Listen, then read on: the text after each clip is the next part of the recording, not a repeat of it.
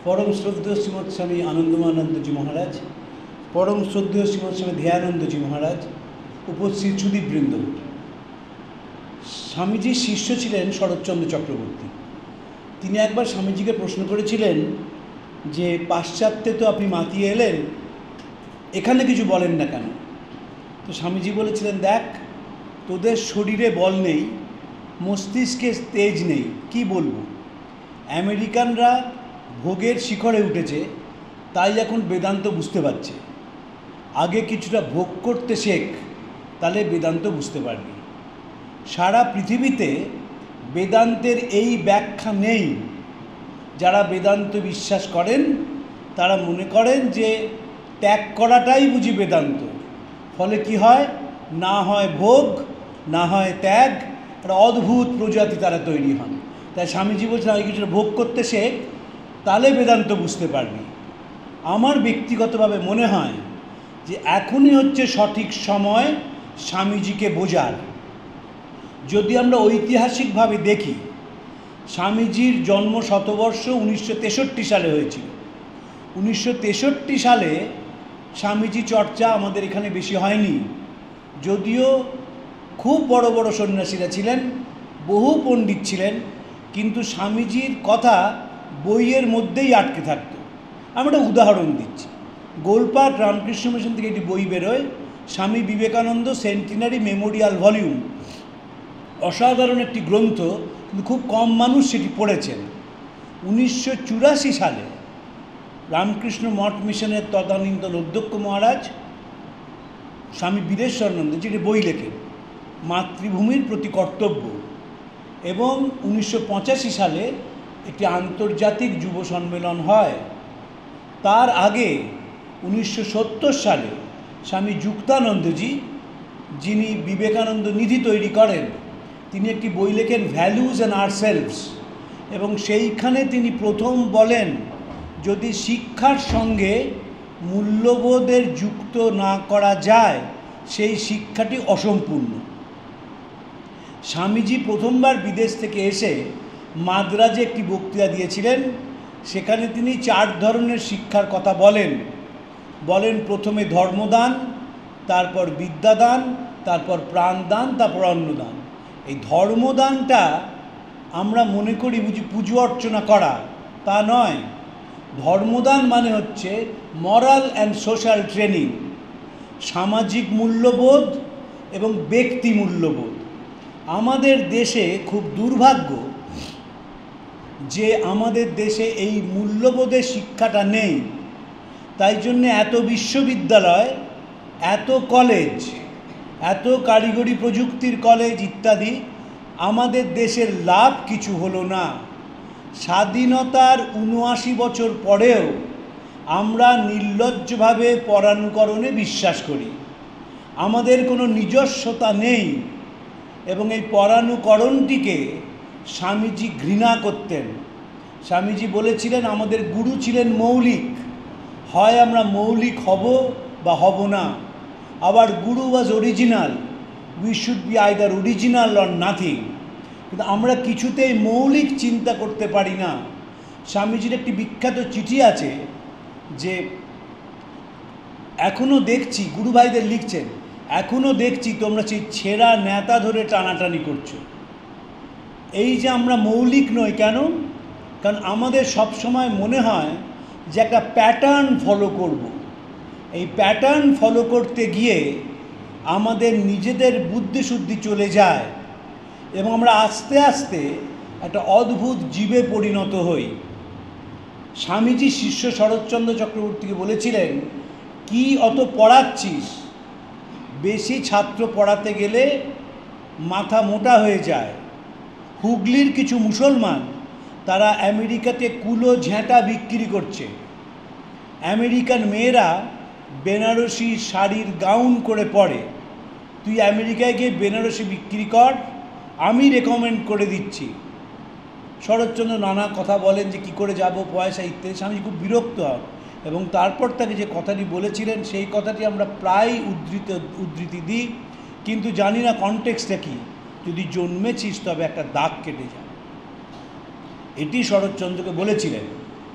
আমি কেন এতগুলো কথা বলছি, কারণ আমার গোটা ভারতবর্ষে বক্তৃতা দিয়ে মনে হয়েছে যে এখনকার দিনের যারা তরুণ তরুণী আছেন তারা খুব মন দিয়ে বিবেকানন্দ চর্চা করা শুরু করেছেন। এই চর্চা এতদিন হয়নি। স্বামীজি যখন বেঁচে ছিলেন বিপ্লবীরা তাকে দেখে অনুপ্রাণিত হয়েছিলেন। যেমন ধরুন রাজেন লাহিড়ী, ঠিক 100 বছর আগে তার ফাঁসি হয়ে গিয়েছিল। তিনি দক্ষিণেশ্বর বোমার মামলার মূল আসামি ছিলেন।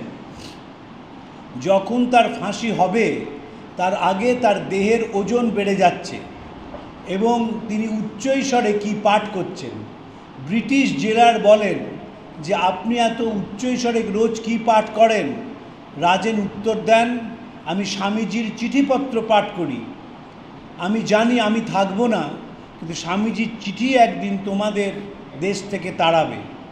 কানাইলাল দত্ত, আলিপুর বোমার মামলার অন্যতম আসামি, তার ফাঁসি হয়ে যায়।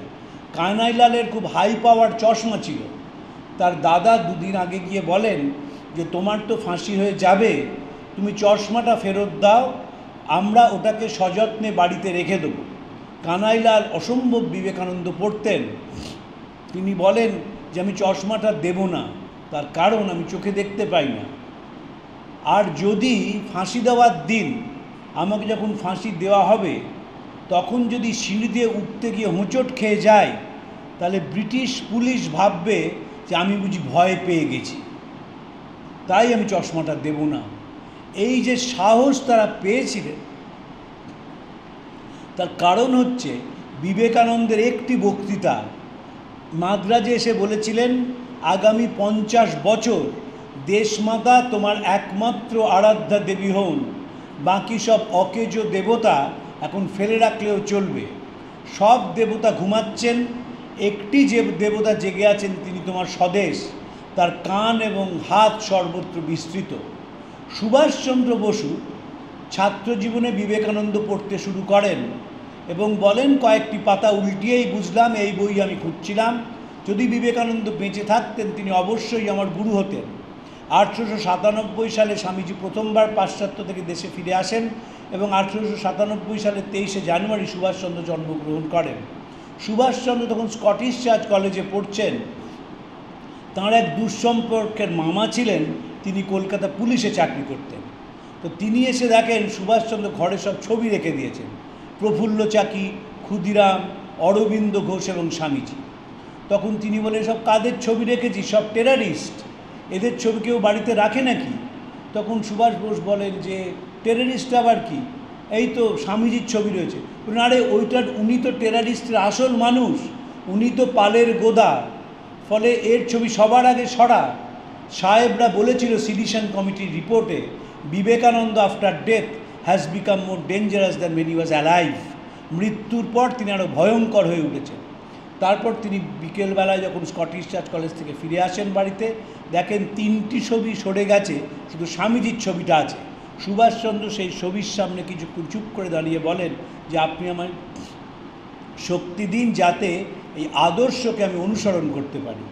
স্বামীজি তো 1902 সালে চলে যান, তারপর বহু বছর পার হয়ে গেছে, কিন্তু কেন স্বামীজি যুবকদের টানেন এইটা একটা বড় প্রশ্ন। এটি আমার বারবার মাথায় এসেছে। একটি খুব বড় মাওবাদী নেতা কলকাতায় ধরা পড়েছিল এবং তখন যিনি কলকাতা পুলিশের ডেপুটি কমিশনার ডিটেকটিভ ডিপার্টমেন্ট ছিলেন তিনি পরে পুলিশ কমিশনার হন এবং তিনি আমার ছাত্র জীবনের বন্ধু, আমরা একসঙ্গে পড়াশোনা করেছি। যেদিন সেই লোকটিকে জেরা করেন আমাকে সেখানে ডাকেন এবং সেই মাওবাদী লোকটি বলেন যে আমার গুরু হচ্ছেন বিবেকানন্দ। বিভিন্ন জায়গায় যারা তরুণ তরুণী আছেন তারা কেন বিবেকানন্দকে গুরু মানেন তার বড় কারণ হচ্ছে বিবেকানন্দ বলেছিলেন মানুষই দেবতা, আর কেউ বলেননি। আমি সেই দেবতার পূজারী, অজ্ঞেরা যাকে ভুল করে মানুষ বলে ডাকে। আমার পাপী নারায়ণ, আমার তাপী নারায়ণ, আমার গুন্ডা বদমাইশ লুচ্চা নারায়ণ। এবং স্বামীজি বলছেন মাইসোরের রাজাকে একটি চিঠিতে, এই জীবন কদিনের, জীবনের চাকচিক্য কদিনের, সেই বেঁচে থাকে যে পরের জন্য বেঁচে থাকে, বাকিরা মৃত প্রেততুল্য। সরলা দেবী চৌধুরানীকে দার্জিলিং থেকে চিঠি লিখেছিলেন, যদি কেউ এই হতশ্রী, লুপ্ত ভাগ্য, পরপদ দলিত, চিরবুভুক্ষিত ও কলহশীল ভারতবাসীকে প্রাণের সহিত ভালোবাসে, তবে ভারতবর্ষ আবার জাগিবে। যবে শত শত নরনারী নিজ ভোগ সুখেচ্ছা ত্যাগ করিয়া দারিদ্র্য এবং অশিক্ষায় নিমজ্জিত স্বদেশীয় মানুষের উন্নতি কামনা করিবে, ভারতবর্ষ আবার জাগিবে। এই যে মানুষের মধ্যে দেবতা খুঁজে পাওয়া, এটি স্বামীজির মৌলিক চিন্তা। আমাদের দেশে স্বামীজি বলছেন, শাস্ত্রে মহাসাম্য আর কাজে মহাভেদ বুদ্ধি। স্বামীজিকে খুব ভালোবাসতেন প্রমোদা দাস মিত্র। স্বামী যখন প্রথমবার বিদেশ থেকে আসেন, প্রমোদা দাসবাবু প্রশ্ন করতে শুরু করেন, কায়েস্তর ছেলে আবার সন্ন্যাসী হতে পারে নাকি? কালাপানি পার হয়েছে, নিজে সন্ন্যাস নিয়েছে ইত্যাদি প্রশ্ন করেন। স্বামীজি 30শে মে 1897 একটি অসাধারণ চিঠি তাকে লেখেন এবং বলেন, আপনারা বলেন সর্বং খল্লিদং ব্রহ্ম, কিন্তু বলেন ঠিক আছে, সবসময় ব্যবহার করার প্রয়োজন নেই। এই যে আমরা এত বছর হিপোক্রেসি করে গেছি, সেইটি হচ্ছে আমাদের পতনের মূল কারণ। শ্রী অরবিন্দ কেন ভারতবর্ষের মানুষ ইংরেজদের কাছে হেরেছিলেন তার চমৎকার ব্যাখ্যা দিয়েছিলেন। Our real enemy is not any force external to ourselves, our own cowardice, our own hypocrisy and our own purblind sentimentalism. যদি বর্তমান ভারত গ্রন্থটি স্বামীজির পড়েন, সেইখানে দেখবেন স্বামীজি কি অপূর্ব ব্যাখ্যা দিয়েছেন যে আমাদের দেশে শাস্ত্র চর্চা হলো, কিন্তু আমরা শরীর চর্চা করলাম না। ফলে যখন বিদেশি শক্তি এলো, আমরা তাদের কাছে আত্মসমর্পণ করলাম এবং ছোট ছোট রাজা, তাদের মধ্যে স্বার্থপরতা, তাদের মধ্যে লড়াই আমাদের দেশকে শেষ করে দিল। এবং স্বামীজি বলছেন, কাপুরুষ কৃমিকীট হয়ে জন্মায়, শত জন্মেও তার মুক্তি হয় না। এই যে ভারতবর্ষের মানুষ যারা স্বার্থপর, যারা ইংরেজদের বারবার মনে করেছে তারাই ভগবান, সেইখানে ব্যতিক্রমী মানুষ বিবেকানন্দ। যারা বিবেকানন্দ চর্চা করেন, কয়েকটি কথা মনে রাখবেন। প্রথম কথা হচ্ছে, স্বামীজি যে বিদেশে গিয়েছিলেন শিকাগো ধর্ম মহাসভায়, স্বামীজির আগে অনেক ভারতীয় বিদেশে যান। মহাত্মা রামমোহন রায় যান, দ্বারকানাথ ঠাকুর যান, রমেশচন্দ্র দত্ত যান, সত্যেন্দ্রনাথ ঠাকুর যান। স্বামীজির সময় গিয়েছিলেন অরবিন্দ ঘোষ, পরে যান সুভাষ বোস। তাদের প্রত্যেকের বিদেশ যাওয়ার উদ্দেশ্য ছিল, উদ্দেশ্য হচ্ছে হয় চাকরি পাওয়া, নয় ব্যবসা বাণিজ্য বাড়ানো, নয় সুপারিশ করা কারোর জন্য। কিন্তু স্বামীজি গিয়েছিলেন ভারতবর্ষের কথা বলতে, কারণ তার গুরু তাকে শিখিয়েছিলেন, যদি সমন্বয়ের বার্তা পৃথিবীতে ছড়িয়ে না দেওয়া যায় তাহলে এই সভ্যতা টিকবে না। এবং স্বামীজি দেখলেন যে জলের ওপর দিয়ে শ্রীরামকৃষ্ণ বিদেশে যাচ্ছেন। মাদ্রাজি ভক্তরা একদিন বলল, রাত্রিরে কার সঙ্গে ঝগড়া করেন? স্বামীজি বললেন, আমার গুরুর সঙ্গে। তিনি আমাকে বলছেন বিদেশে যেতে, আমি যাব না, কিন্তু আমি কালকে বলে দিচ্ছি আমি যাব। এই যে স্বামীজি বিদেশে গেলেন, আমরা তো এই ধ্যান মূর্তিটা দেখি, মনে করি যে স্বামীজি সবসময় বুঝি কত আনন্দে ছিলেন। স্বামীজি কী যন্ত্রণা ভোগ করেছেন, কিভাবে রক্তাক্ত হয়েছেন, এই দেশের মানুষ কিভাবে তাকে অপমান করেছে কল্পনাতীত। তবুও তিনি ভারতবর্ষে ফিরে এসেছিলেন। আমি সব সময় একটা কথা বলি যে স্বামীজি যে সময় বিখ্যাত হন 1893, যদি নিজের মা এবং 2 ভাইকে নিয়ে তিনি আমেরিকায় গিয়ে সেটেল করতেন, দোতলা বাড়ি বানাতেন, দোতলায় নিজেরা থাকতেন, নিচে ধ্যানকক্ষ হতো, কারুর কিছু বলার ছিল না, কারণ তখন রামকৃষ্ণ মিশন প্রতিষ্ঠিত হয়নি। শুধু তাই না, কেউ জানতো না যে স্বামীজি শিকাগোয় বিখ্যাত হয়েছেন। স্বামীজির মেজ ভাই মহেন্দ্রনাথ, তার খবরের কাগজ পড়ার অভ্যেস ছিল। তিনি একদিন কলকাতায় প্রেসিডেন্সি কলেজের সামনে এসে একটি খবরের কাগজের 7 পাতার একটা খবর দেখেন, নিউজ অ্যান্ড নোটস। আমেরিকার এই খবরের কাগজটিকে উদ্ধৃতি দিয়ে স্টেটসম্যান কাগজে একটা খবর বের করেছে। তার শেষ লাইনটা হচ্ছে, এই নরেন্দ্রনাথ কলকাতায় একজন অ্যাটর্নির ছেলে, এই তাদের মনে হলো এই নরেন্দ্রনাথ আর বিবেকানন্দ এক ব্যক্তি। এবং কলকাতা জানতে পারলো শিকাগোয় তিনি কি বলেছেন, কারণ স্বামীজি বিদেশ যাওয়াটা গুরুভাইদের কাছে গোপন রেখেছিলেন, সেই কারণে আমি যাচ্ছি না। তার পিছনে পুলিশ ছিল, সেইখানে সেটা আমি যাচ্ছি না। কিন্তু স্বামীজি যে গেলেন, স্বামীজি জানতেন যে পৃথিবীতে ভারতবর্ষের যে দর্শন, সেই দর্শনটি ছড়িয়ে দিতে হবে। তাই শিকাগোর শেষ বক্তৃতায় বলেছিলেন, আগামী দিনে সব ধর্মের ওপর শত বাধা সত্ত্বেও লেখা হবে বিবাদ নয় সহায়তা, বিনাশ নয় পরস্পরের ভাবগ্রহণ, মতবিরোধ নয় ঐক্যতান ও শান্তি। এইখান থেকে আজকের বলাটা শুরু করব। স্বামীজি কেন পরানুকরণ পরানুবাদকে ঘৃণা করতেন?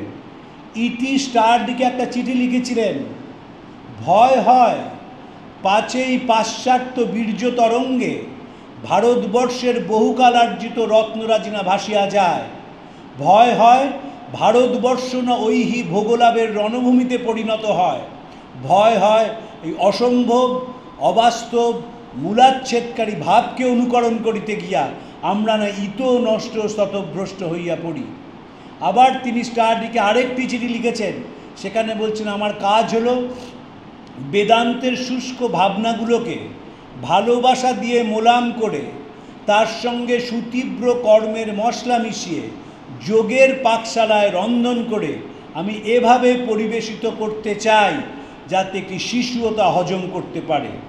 জোসেফিন ম্যাকলাউডকে লিখছেন, ভারতবর্ষের সভ্যতার ওপর দিয়ে নানা ঝড় বয়ে গেছে। পাশ্চাত্যের সভ্যতা এখন নতুন সুরাপানে মত্ত এবং ভারতবর্ষের সভ্যতা তাকে শিখিয়েছে ত্যাগই মূল কথা। এই যে ত্যাগ মূল কথা, এটি পাশ্চাত্যের মানুষ স্বামীজির কাছে শুনেছিলেন এবং তিনি বারবার জাপানিদের কথা বলতে গিয়ে শেষ চিঠি ন্যান্সি হ্যান্সব্রোকে লেখেন, তাতে বলছেন, জাপানিরা যদি আধ্যাত্মিকতার দিকে মন না দেয় তাদের কি হবে আমি জানি না। আমরা আধ্যাত্মিকতা বলতে বুঝি নিরামিষ খাওয়া, গঙ্গা স্নান করা। আধ্যাত্মিকতা তা নয়। আধ্যাত্মিকতা হচ্ছে গভীর জীবনবোধ। যে জীবনবোধ আমাকে শেখায় আমি এবং আমার পাশের মানুষটি স্বরূপত এক। বুদ্ধদেবের কথা বলতে গিয়ে স্বামীজি বলছেন, বুদ্ধদেব তিনি কোনো উপাসনালয়ে যাননি, তিনি আমিষ খেতেন, তিনি শাস্ত্র পাঠ করেননি, কিন্তু হৃদয়ের উষ্ণতা মানুষকে স্পর্শ করেছিল। এবং বারবার তিনি বুদ্ধদেবের কথা বলেছেন, হৃদয়ের উষ্ণতা স্পর্শ করেছিল। স্বামীজি অপছন্দ করেছিলেন পুরোহিততন্ত্রকে, বলছেন যে ভারত যে হিন্দু ধর্ম থেকে এই পুরোহিততন্ত্র বাদ দিয়ে দাও, দেখবে এই ধর্ম চলবে। কিভাবে সমাজটাকে, সাধারণ মানুষকে বছরের পর বছর, যুগের পর যুগ মানুষ অত্যাচার করেছে, স্বামীজি রক্তাক্ত এবং অশ্রুময় ভারতবর্ষকে দেখেছিলেন।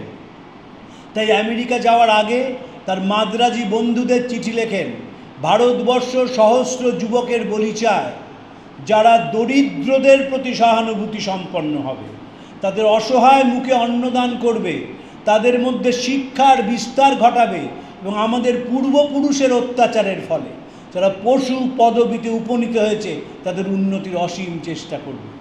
এই যে মানুষ, এই মানুষ ভারতবর্ষে কখনো আসেননি, পৃথিবীতেও আসেননি এবং আসবেনও না। তার কারণ বিবেকানন্দ হওয়া অসম্ভব। ওই হৃদয়ের উষ্ণতা, ওই আকাশ প্রমাণ পাণ্ডিত্য, মানুষের প্রতি দরদ, ঝরঝরিয়ে মানুষের জন্যে কান্না, এ পৃথিবীতে বিরল।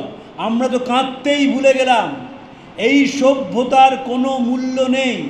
আমি গতকাল একটি অসাধারণ বই পড়ছিলাম, রামানন্দ চট্টোপাধ্যায়ের লেখা সারদামণির ওপর একটি বই। সেই বইতে রামানন্দবাবু বলছেন যে মা সারদার কী ছিল, তিনি দুটো জিনিস আমাদের শেখাচ্ছেন। প্রথম, জীবনটা সহজ সরল হতে হবে, এটি শ্রীরামকৃষ্ণের শিক্ষা। দ্বিতীয়টি, মানুষের জন্য কাঁদতে শিখতে হবে। যে শিক্ষা, যে সভ্যতা, যে জীবনবোধ মানুষের জন্য কাঁদতে শেখায় না, সেটা সভ্যতা নয়।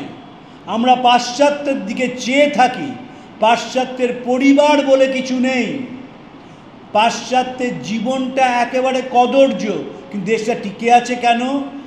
টিকে আছে সোশ্যাল ডিসিপ্লিনের জন্যে। আমি যে বলেছিলাম যে social values and moral values and social values, ওদের সোশ্যাল ডিসিপ্লিন সাংঘাতিক। কোনো পুলিশ নেই, কিন্তু কেউ নিয়ম ভেঙে গাড়ি চালাবে না।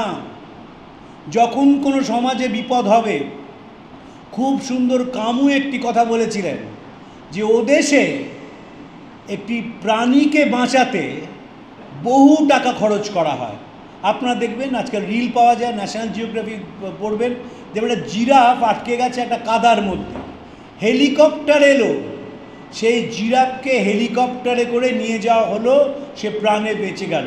ফলে ও দেশে প্রাণ বাঁচাতে খরচ, আমাদের দেশে প্রাণ নিতে খরচ। যখন আমরা বিবেকানন্দ চর্চা করছি এই ঘরে, তখন কেউ না কেউ, কোনো না কোনো মানুষ তারা সর্বনাশের কথা ভাবছেন।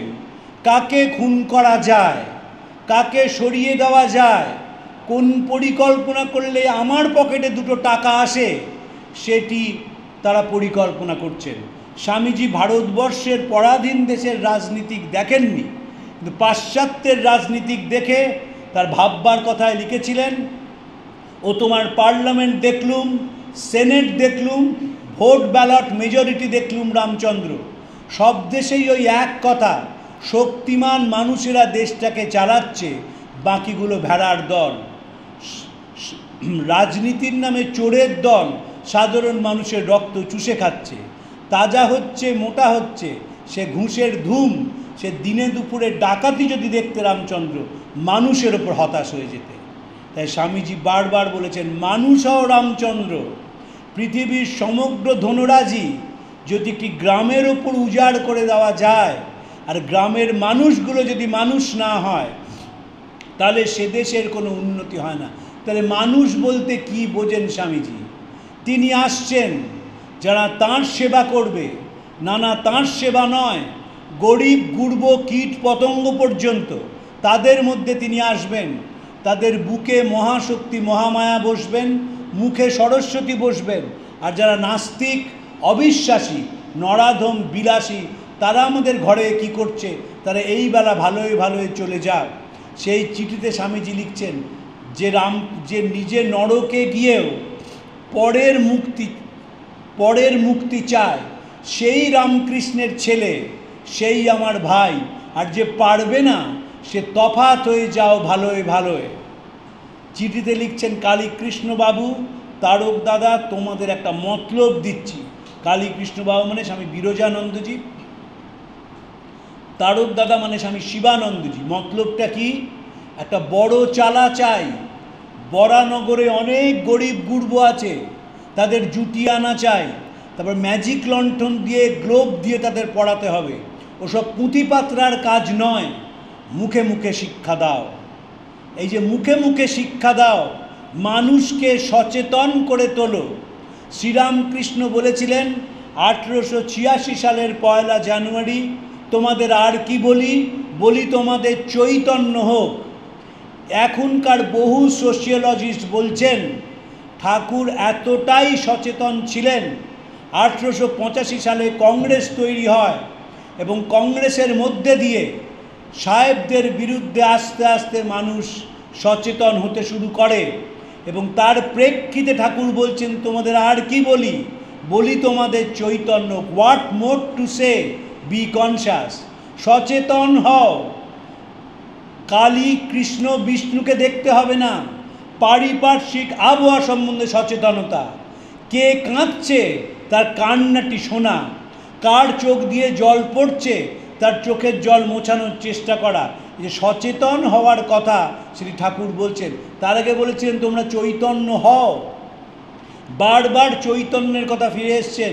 বিনোদিনীকে আশীর্বাদ করে বলেছেন, মা তোমার চৈতন্য হোক। আমাদের তো চেতনাটাই নেই। আমাদের ভারতবর্ষে স্বাধীনতার 79 বছর পরে আমাদের সমস্যাটা কোথায়? একেবারে সমাজের ওপরের তলা থেকে সমাজের নিচের তলা মানুষের চেতনাটা লোপ পেয়ে যাচ্ছে এবং মানুষ একটা অদ্ভুত জড়ে পরিণত হচ্ছে। আমরা মানি বা না মানি, এই আলোচনার গভীর প্রয়োজন রয়েছে আমরা যদি সঠিক পথে ফিরতে চাই। স্বামীজি একটি চিঠিতে লিখছেন, ভারতবর্ষ কি মারা যাবে? যদি মারা যায় তাহলে আধ্যাত্মিকতার মৃত্যু হবে, সেখানে রাজত্ব করবে কাম এবং বাসনা, অর্থ হবে তার পুরোহিত, তার পূজার উপকরণ হবে পশুবল, প্রতারণা, নিষ্ঠুর প্রতিযোগিতা এবং বলির বস্তু হবে মানবাত্মা। সেই চিঠিতে স্বামীজি লিখছেন যে ভারতবর্ষের কথা, রেড়ির তেলে পড়ে এরকম তুলো পণ্ডিত আর পৃথিবীতে কোথাও পাওয়া যায়নি। একটা ভাঙা তাঁতে এত সুন্দর কিংখাপ কেউ বানাতে পারেনি। খেদা বোঁচা স্ত্রী তার মাতাল চরিত্রহীন স্বামীর প্রতি যে আনুগত্য, এটা পৃথিবীতে কোথাও পাওয়া যাবে না। ভারতবর্ষের গুণের কথা স্বামীজি বলছেন, আবার ভারতবর্ষের ত্রুটির কথাও বলছেন।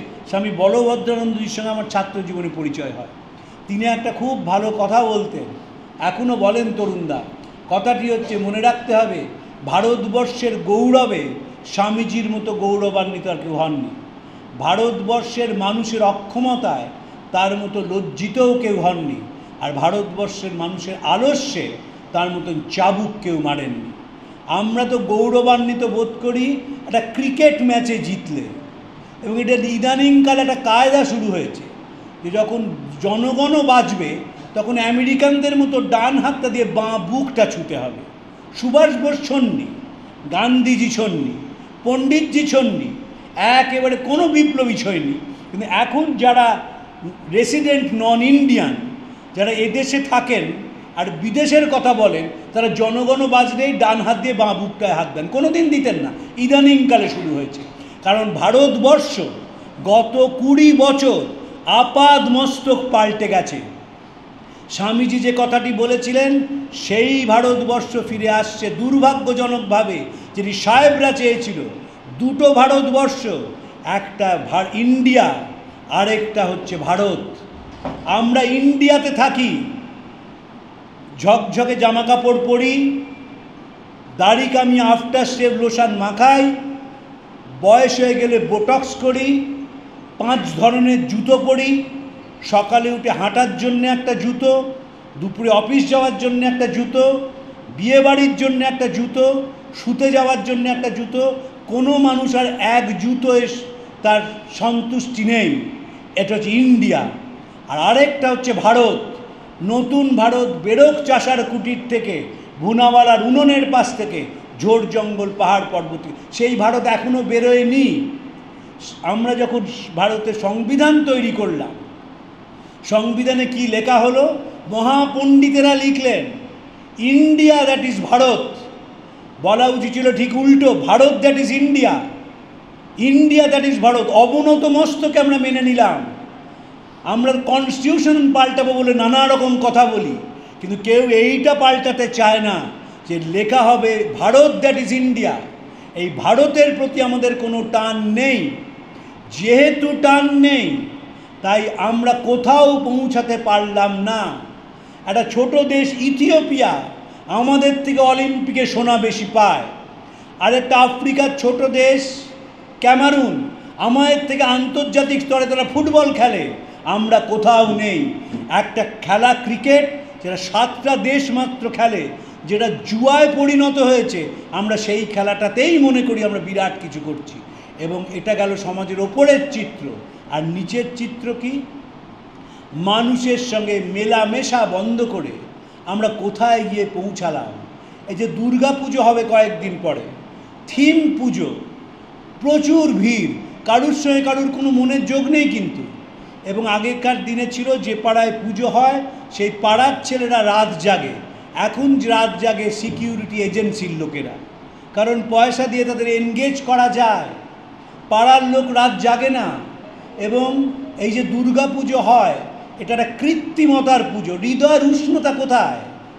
আজকে হাসপাতালে যাবেন, আমরা তো হিন্দু, আমাদের লজ্জায় মাথা হেঁট হয়ে যাওয়া উচিত। কিছুদিন আগে আমি রামকৃষ্ণ মিশন বরানগরে বক্তৃতা করতে গিয়েছিলাম। আমি যেহেতু একটু আগে পৌঁছে যাই, তাই জানতাম দুপুরে স্বামীজিরা বিশ্রাম করছেন, আমি পরে যাব। আমি রাস্তার মোড়ে দাঁড়িয়েছিলাম। সেই রাস্তার মোড়ে দাঁড়িয়ে দেখলাম যে সববাহী গাড়িতে 4 জন লোক, একজন চালক, যিনি মারা গেছেন তার সন্তান, তার এক বন্ধু, আর যদি পাড়ার কাউকে পাওয়া যায়, এই 4 জন মানুষ একটি মানুষকে পৃথিবী থেকে বিদায় দিচ্ছেন। আমাদের এটা চেহারা, এটা টাটা বিড়লার গল্প নয়, সাধারণ মধ্যবিত্ত মানুষের গল্প। যে মধ্যবিত্ত মানুষ এতটাই দূর দেশের বাসিন্দা যে পাশের ফ্ল্যাটে কে মারা যাচ্ছে সেই খবর আমরা রাখি না, আমরা লজ্জিত। উল্টো দিকে আপনারা মুসলমানদের দেখুন, যখন তাদের কেউ মারা যায় কাঁধে করে নিয়ে যায় তাদের কবর দিতে, আমাদের কাঁধ উঠে গেছে। কাঁধে করে যাওয়া একটি, আমরা যখন ছোট ছিলাম আমাদের পাড়ার বড়রা শেখাতেন যে গরমকালে 2টো জিনিস বাড়িতে রেখে দেবে, হাওয়াই চটি এবং গামছা। কারণ যখন সব নিয়ে যেতে হবে, এই কাঁধটা কেটে যায়, তাই গামছাটা এমন করে দিতে হবে যে কাঁধটা কেটে না যায়। আর খুব গরম, তাই পায়ে হাওয়াই চটি পরতে হবে। পারবেন এখন একটা ছেলেকে পাড়ার কারুর জন্য শ্মশানে পাঠাতে, আত্মীয়র কারুর জন্য শ্মশানে পাঠাতে? সে কিন্তু অনেক ইংরেজিতে কথা বলবে, সে কিন্তু মোবাইল ঘাঁটতে খুব ভালো পারে, অসাধারণ কম্পিউটার করবে, কিন্তু হৃদয়ের উষ্ণতা নেই, তাই তাকে দিয়ে কোনো কাজ এসে আসবে না। আমার মনে আছে আমাদের পাড়ার এক ভদ্রলোক, তার হার্ট অ্যাটাক হয়েছিল। আমি পিজি হসপিটালে থেকে ভর্তি করেছিলাম এবং ডাক্তারবাবু এসে বললেন আপনি নিচে গিয়ে কয়েকটা ওষুধ আর ওই জলের গ্লাস, একটা কুঁজো, এগুলো কিনে নিয়ে আসুন। কিনে নিতে গেছি, 2টো ছেলেকে বললাম তোরা এখানে দাঁড়া, আমি আসছি। এসে দেখি তারা আমাকে খুঁজতে নিচে নেমে এসেছিলাম। কিরে তোরা নিচে নেমে এলি কেন? তার ঘরের পাশ, তার বেডের পাশে, তখন তিনি কার্ডিওলজি ডিপার্টমেন্ট থেকে ট্রান্সফার করা যায়নি, তার বেডের পাশে একজন রয়েছেন, তার ক্যান্সারে জিভ কাটা গেছে। যেই জ্ঞান ফিরে আসছে তিনি একটু মুখ দিয়ে গোঙানির শব্দ করছেন। এই 2 পণ্ডিত তাদের ওই গোঙানির শব্দ তো কানে শোনেনি কোনো দিন, তাই থাকতে পারছে না ওখানে। ভাবছি ওই যদি কিছু হয়ে যায়, যদি আমার ঘাড়ে দোষ পড়ে কি হবে তখন? এই বলে তারা আমাকে খুঁজতে নিচে বেরিয়ে এসছে। এই যে দায়িত্ব জ্ঞানহীন সমাজ, এই সমাজ কার জন্যে হলো? বিদেশিদের জন্যে হলো না, রাজনৈতিক দলগুলোর জন্যে হলো না, হলো আমাদের বাড়িগুলো সবার আগে নষ্ট হয়ে গেল। এই যে অভিভাবক সম্মেলন, আমি বহু সুবীরানন্দজিকে বলে এখন একেবারে নিয়ম করে ফেলেছি যে অভিভাবক সম্মেলন, অভিভাবকদের শেখাতে হবে সবার আগে। রামকৃষ্ণ মিশনের যে স্কুলগুলো আছে, নরেন্দ্রপুর, রহরা, পুরুলিয়া, দেওঘর, সেখানে আগে বাবা মাকে শেখাতে হবে। কারণ এই পরিবর্তনের সঙ্গে তাদের যদি যুক্ত না করা যায়, সেই ছেলে কোনো দিন বা সেই মেয়ে কোনো দিন বড় হতে পারবে না। চন্দননগরে দাঁড়িয়ে আছে, এক ভদ্রলোকের সঙ্গে গল্প করছি। একটি ছোট বাচ্চা তার মার সঙ্গে স্কুল থেকে বাড়ি ফিরছিল, কাগজ কুড়ে নিয়ে আলা হয় না, সেরকম একটি ছেলে, তার পায়ের ওপর দিয়ে সাইকেল রিক্সা চলে গেছে, পা দিয়ে রক্ত পড়ছে। সেই মা তখন ছেলেকে বলছেন যে তুই কিন্তু ওদিকে তাকাবি না, বাড়ি চল। আর ছেলে বলছে মা ওই কাকুকে নিয়ে একটা ডিসপেন্সারিতে চলো। সে মা কিছুতেই নিয়ে গেলেন না। আমার সুভাষ বোসের একটা গল্প মনে পড়ে গেল। সুভাষ বোস তার আত্মজীবনীতে লিখছেন, আমাদের বাড়িতে একটি প্রথা ছিল যে যারা গরিব তাদের বাড়িতে আমি নিমন্ত্রণ রক্ষা করতে যাব না। আমার নিমন্ত্রণ খেতে ভালো লাগতো না, কিন্তু আমি বারবার তাদের বাড়িতেই যেতাম, কারণ বাড়ির কুপ্রথাটা আমি ভাঙতে চেয়েছিলাম। আমরা যে কুপ্রথায় পড়ে গেছি, কলকাতা একটা ফ্ল্যাট 3.5 কোটি টাকা দাম, বিশাল কেয়ারি করা মাঠ, অসাধারণ টাওয়ার্সগুলো, সেখানে গিয়ে দেখবেন কোনো বাচ্চা মাঠে বিকেলে খেলছে না। কারণ বাবা মা বলে দিয়েছেন যে তুমি পাশের বাড়ির ছেলেটার সঙ্গে মিশবে না, ওদের রয়েছে সুইফট ডিজায়ার আর আমাদের BMW 950i, কী করে মেশা যায়? এই নামিস্তে নামিস্তে নামিস্তে কী হয়েছে?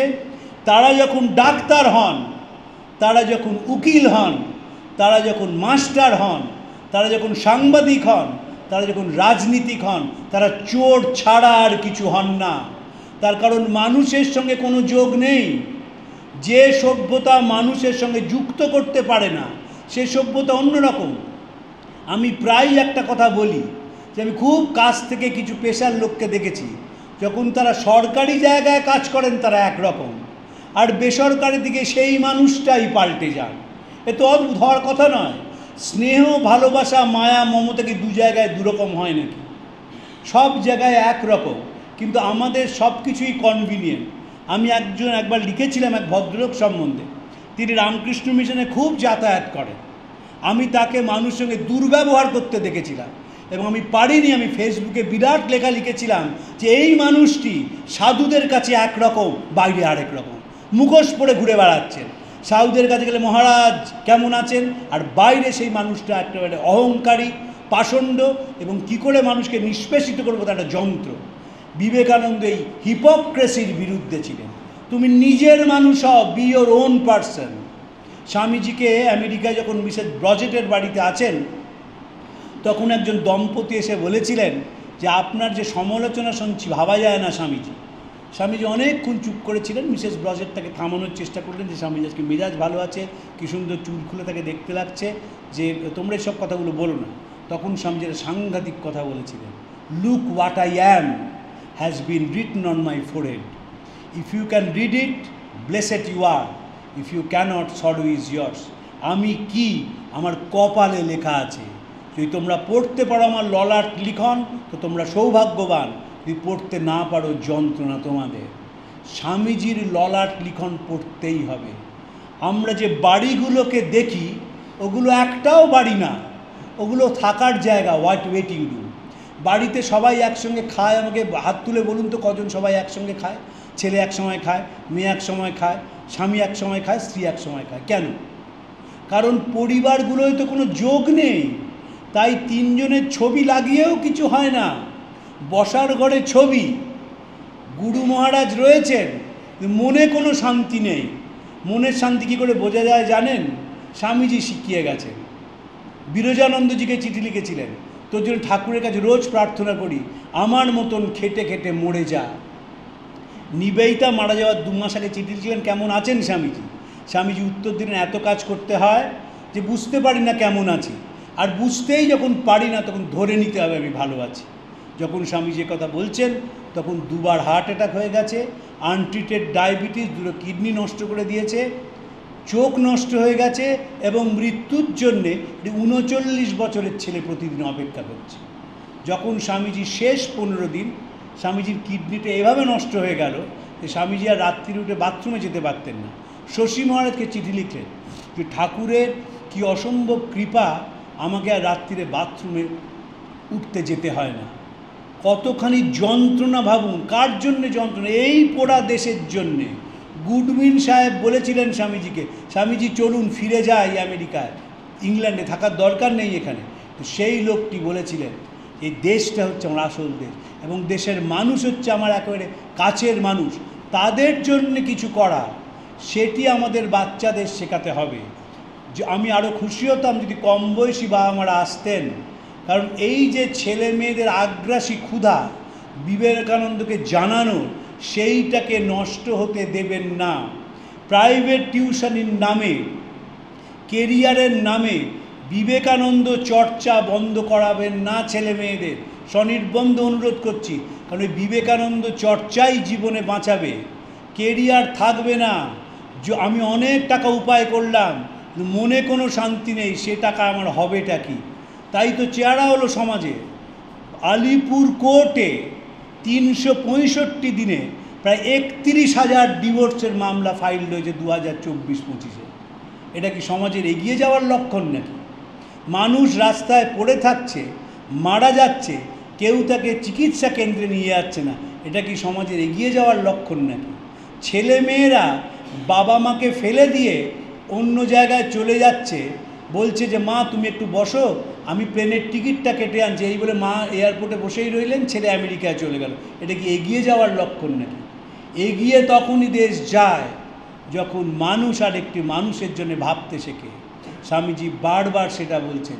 এবং বিবেকানন্দকে আমরা যত অবজ্ঞা, আমরা তো অবজ্ঞা করেছি।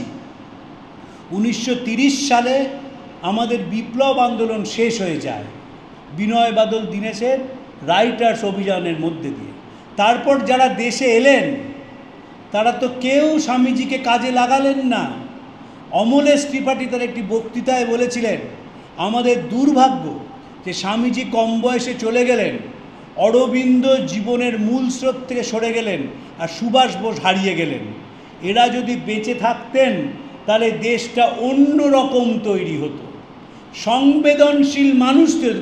বারবার বলছেন যে আমি এমন ছেলে চাই, কেমন ছেলে? ছাতিতে বল, চোখে জ্যোতি জ্বলে এবং সংবেদনশীল মন আছে। আমাদের সংবেদনশীলতাটা আনতে হবে। আমি কেন বলছি এখনকার দিনের ছেলেমেয়েরা অনেক বেশি এগিয়ে আমাদের সময়ের থেকে, আমাদের আগের থেকে তো বটেই। আমাকে যখনই কেউ বলেন আমাদের সময় যা ছিল বুঝলে, একবারে ব্রিটিশ রুল, নিয়ম মাফিক আমরা কাজ করতাম, কি অনেস্ট ছিলাম। আমিও তাদের থামিয়ে বলি, জেঠু ওই অনেস্টির কথা বলবেন না। অনেস্ট যদি থাকতো তাহলে দেশটা এরকম হতো না। একজন বিখ্যাত ইংরেজ দার্শনিক রাসেল বলেছিলেন, all our present follies are inheritance of the past. এই যে আমাদের বর্তমান ত্রুটি, এটা আমরা উত্তরাধিকার সূত্রে পেয়েছি। বাবা মা বাচ্চাদের শিখিয়েছে পাশের বাড়ির দিকে তাকিও না, তুমি তোমার কেরিয়ার তৈরি করো। শিখিয়েছে তো বাবা মা। সামনে পরীক্ষা, দুদিন পরে একটি মানুষের জন্য রাত্রিরে জাগতে হবে হাসপাতালে, পারবেন ছেলেকে পাঠিয়ে দিতে? খুব তো মুখে বিবেকানন্দ বলেন, পারবেন? কেন পারবেন না? কোনো তো ক্ষতি নেই। যে ছেলে বা যে মেয়ে পরীক্ষার দুদিন আগে তার পড়া তৈরি নেই, সে ভালো করতে পারবে না কোনো দিন।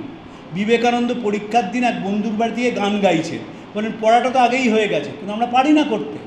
আমাদের বিবেকানন্দের যে লিপ ওয়ার্ডশিপ, আমরা ঠোঁট দিয়ে শুধু বিবেকানন্দের কথা বলি, আমাদের হৃদয় দিয়ে বলি না। বলতেই হবে যদি বাড়িগুলোকে বাঁচাতে হয়।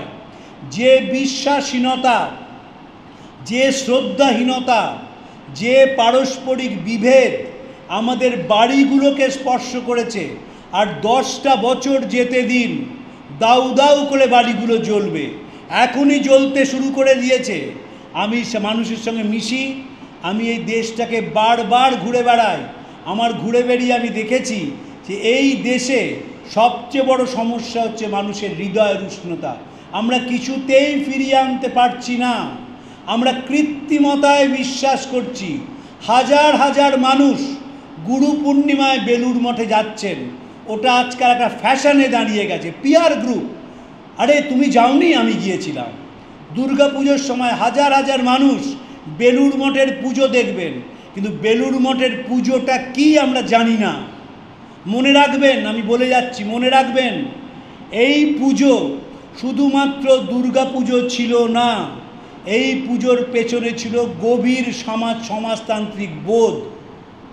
আগেকার দিনে যে কলকাতায় দুর্গা পুজো হতো, সেই দুর্গা পুজো মা দুর্গার আরাধনা নয়। রবার্ট ক্লাইভ জিতেছিলেন পলাশির যুদ্ধ। সেই পলাশির যুদ্ধের সময় এত বৃষ্টিপাত হয়, তাকে অভিনন্দিত করা যায়নি। তাই কৃষ্ণনগরের রাজা এবং নবকৃষ্ণ দেব বাহাদুর তারা ঠিক করলেন কলকাতায় ক্লাইভকে সম্বর্ধনা দিতে হবে। সেই সম্বর্ধনা দিতে গিয়ে নবকৃষ্ণ 100 টাকা করে ব্রাহ্মণদের ঘুষ দিলেন। ব্রাহ্মণরা রামের অকাল বোধনের কথা বলল এবং কলকাতায় দুর্গাপুজো শুরু হলো, যে পুজোর সঙ্গে কোনো পবিত্রতার যোগ ছিল না। বলা হতো কৈলাস থেকে মা এসে অভয়চরণ মিত্রের বাড়িতে মধ্যাহ্নভোজ করেন, শিবকৃষ্ণ দাঁড় বাড়িতে পোশাক পাল্টান এবং সন্ধেবেলায় শোয়াবাজার নাট মন্দিরে বসে বাইনাচ দেখেন। এই চাকাটা ঘুরিয়ে দিয়েছিলেন বিবেকানন্দ। বেলুড় মঠে যে দুর্গাপুজো হলো, তাতে বেলুড় গ্রামের সাধারণ মানুষরা নিমন্ত্রণ পেলেন স্ত্রী এবং ছোট ছোট শিশুরা সবাই মিলে আনন্দ করলেন। 1901 সালে বেলুড় মঠে যেটি করেছিলেন স্বামীজি, তার থেকে 24 বছর পরে 1925 সালে সুভাষচন্দ্র বোস সিমলা ব্যায়াম সমিতির পুজোয় দরজাটি সকলের জন্য খুলে দেন। সকলকে নিয়ে তো আমার জীবন।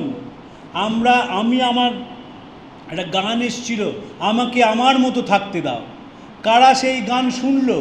স্কুলের মাস্টার, সমাজপতি, মানে আইএএস অফিসাররাও, অ্যাডিশনাল চিফ সেক্রেটারি, তাদেরও রিংটোন হচ্ছে আমাকে আমার মতো থাকতে দাও। কারণ আমরা বুঝে গেলাম যে সত্যি আমাকে আমার মতোই থাকতে দিতে হবে। আমার কালেকটিভ লাইফের দরকার কি? আমরা গেলাম না কালেকটিভ লাইফে। ফলে কি হলো? আড্ডা মারতে হলো টেলিভিশনের পর্দায়, আর হাসতে হলো লেকের মাঠে গিয়ে। লাফিং ক্লাব, বাড়িতে হাসার তো কোনো উপায় নেই। বাড়িতে সবাই রামগরুরের ছানা, কেউ হাসতে পারে না। তাই লেকে লাফিং ক্লাবে গিয়ে হা হা করে কিছুক্ষণ হেসে বাড়ি চলে এলো। একটাও হতো না এই ভদ্রলোকের যদি কথা পড়া যেত, যে ভদ্রলোক বলেছিলেন একদিকে ছিল আমার মা এবং ভাইরা, আরেক দিকে ছিলেন শ্রীরামকৃষ্ণ, আমি জানতাম আমি ছাড়া তার কথা কেউ জগতে ছড়াতে পারবে না, আমি দ্বিতীয়টিকে ভালোবেসে প্রথমটাকে ত্যাগ করেছিলাম। স্বামীজি বলতে পারেন, আর কারুর পক্ষে বলা সম্ভব নয়। যারা বাবা মা আছেন তাদের আমি 3টে অনুরোধ করব। প্রথম অনুরোধ, ছেলে মেয়েদের মোবাইল ফোন ব্যবহার করা কমিয়ে দিন। আপনারা বলবেন আজকাল তো 11-এ উঠলে সরকার মোবাইল ফোন দিচ্ছে, পড়াশোনায় মোবাইল ফোন লাগে। নিশ্চয়ই লাগে, পড়াশুনো টুকুনি অবধি মোবাইল ফোন, তারপরে দরকার নেই। মোবাইলে রিল দেখার দরকার নেই, মোবাইলে ছবি তোলার দরকার নেই, পড়াশোনার জন্য কিছু ব্যবহার করুন। আমার এক বন্ধু আছেন ডক্টর সৌরভ সান্যাল, খুব বড় ডাক্তার, তারা প্রত্যেক বছর মায়াবতী রামকৃষ্ণ মিশনে গিয়ে আশেপাশের গ্রামের মানুষকে ক্যাটরাক্ট অপারেশন করেন এবং লেন্স বসিয়ে দেন। সৌরভ বলছিলেন যে আমাদের 2টো জিনিস বড় ক্ষতি করে এবং আমরা সচেতন নাই বলে সেটা মনে রাখি না। প্রথম ক্ষতি করেছে এয়ার কন্ডিশন। কি করে?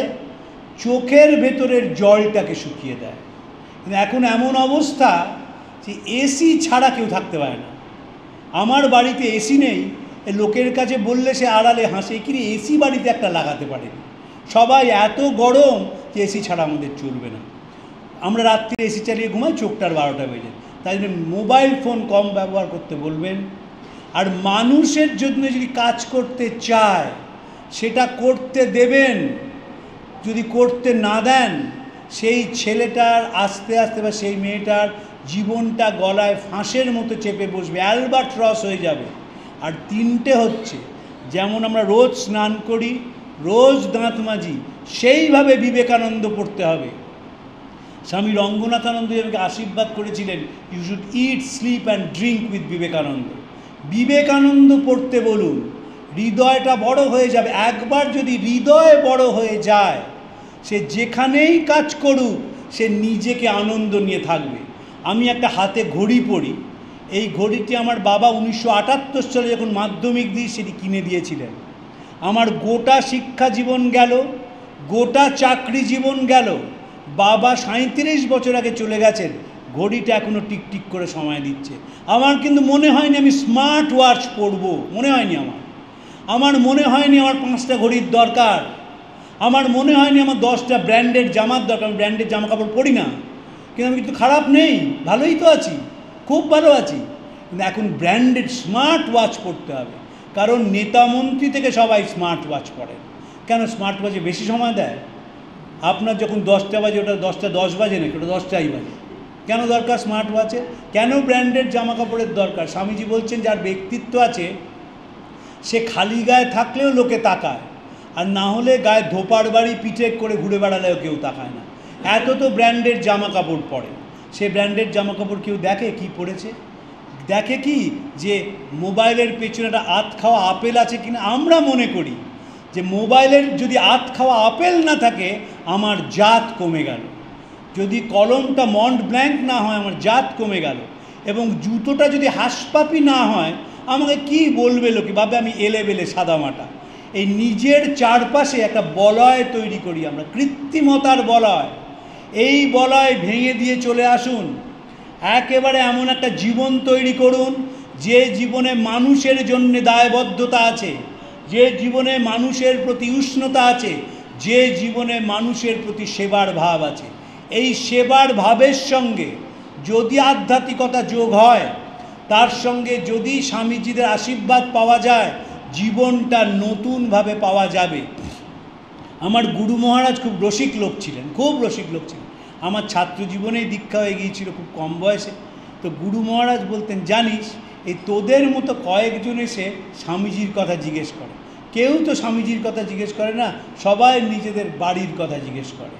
এবং বাড়ির কথা কেন বলবো সাল সন্ন্যাসীদের? দরকার তো নেই, স্বামীজির তো অনেক কথা বলা যায়। আপনারা বলুন তো কজন এসে আনন্দময়জির সঙ্গে স্বামীজিকে নিয়ে আলোচনা করেন? বলুন না একটু।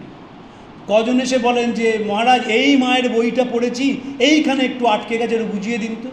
মহারাজ কথামৃতটা খুব মন দিয়ে পড়ছি, এই ঠিক বুঝতে পারছি না কী বলছেন মাস্টারমশাই, একটু বুঝিয়ে দিন তো। আমরা বলি না, বলি হচ্ছে মহারাজ কবে ছেলে চাকরি পাবে, মেয়ের যেন শ্বশুর বাড়িতে ভালো থাকে আপনি বলবেন, কিন্তু কি হয়, ঠাকুরেদের আশীর্বাদ করেন না।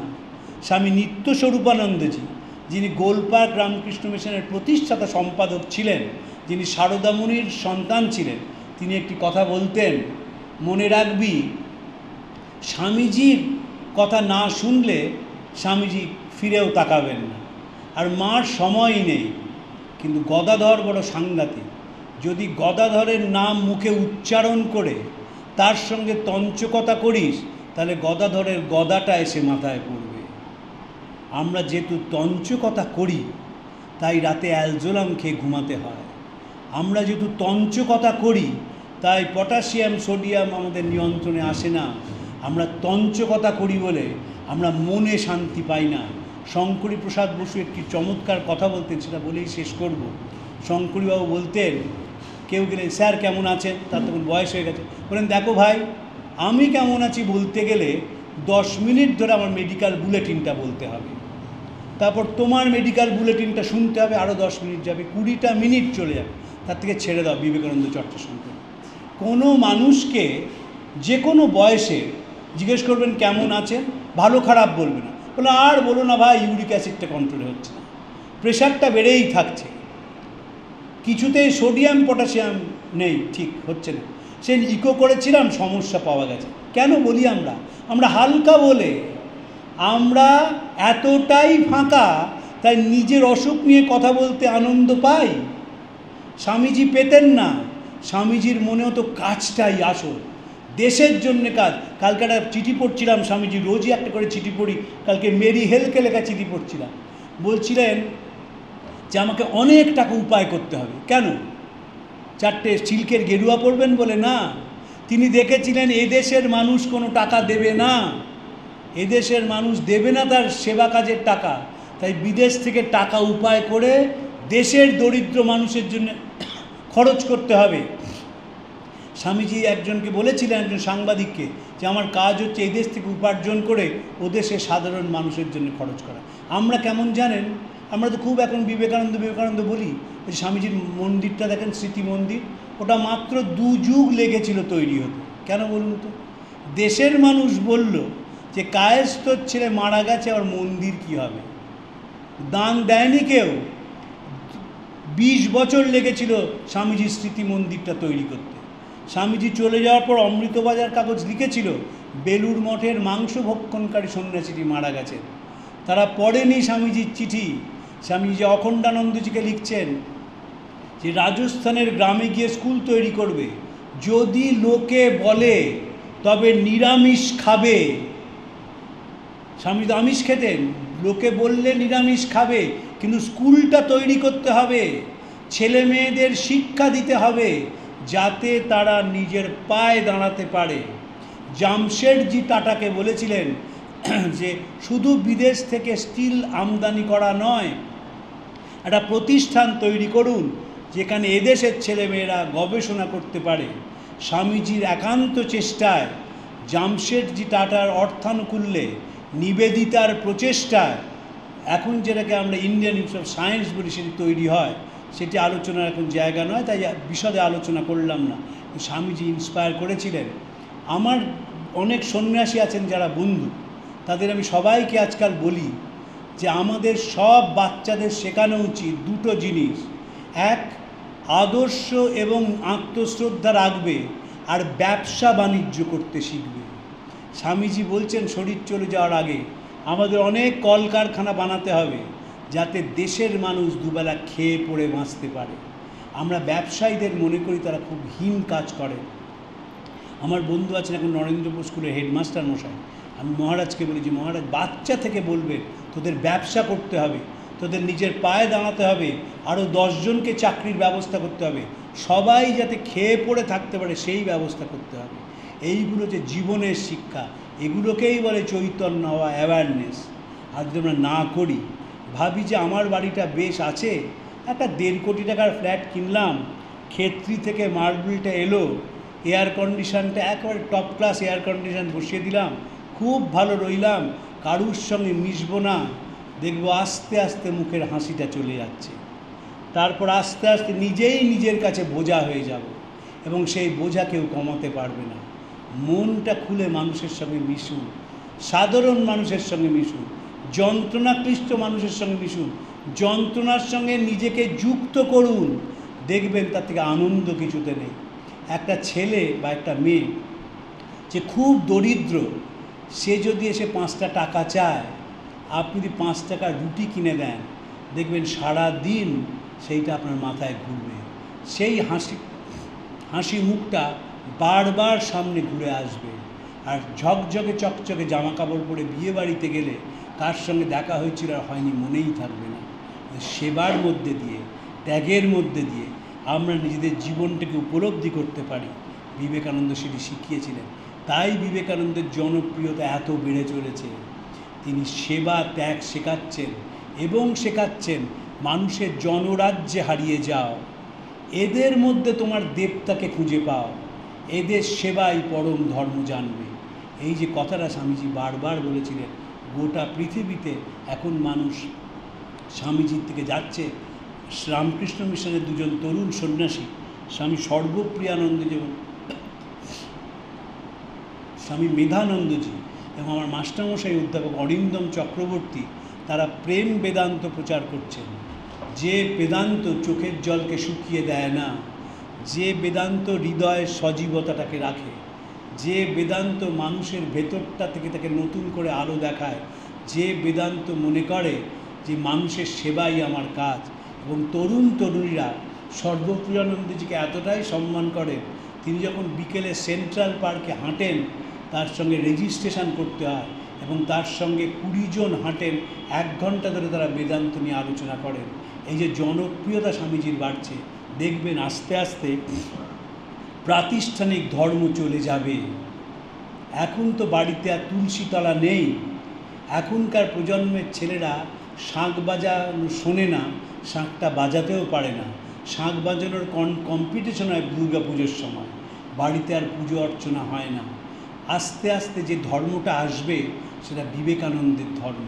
সেই ধর্মটা হচ্ছে সেবার মধ্যে দিয়ে, ত্যাগের মধ্যে দিয়ে, মানুষকে আপন করে নেওয়ার মধ্যে দিয়ে জীবনটাকে উপলব্ধি করা। আমরা সেই দিকে দৃঢ় পায়ে এগিয়ে যাচ্ছি। তাই জন্য স্বামীজি বলেছিলেন যে ঠাকুরের আগমন থেকে সত্যযুগ শুরু হয়েছে। এই সত্যযুগ হচ্ছে সার্ভেলেন্সের যুগ। আপনি কম্পিউটারে যা লিখছেন, কোথাও না কোথাও কেউ না কেউ সেটা সঙ্গে সঙ্গে পড়ে ফেলছে। এটাই সত্যযুগ। মানুষের সততা বাড়বে, মানুষের হৃদয় বাড়বে, মানুষের দায়িত্ববোধ বাড়বে। এই সব কিছুর সঙ্গে আমরা যদি বিবেকানন্দকে যুক্ত করে দিতে পারি, তাহলে এই দেশটা নতুন দেশ হয়ে উঠবে। মহারাজদের প্রণাম জানিয়ে, আপনাদের নমস্কার জানিয়ে আমার বক্তব্য শেষ করছি।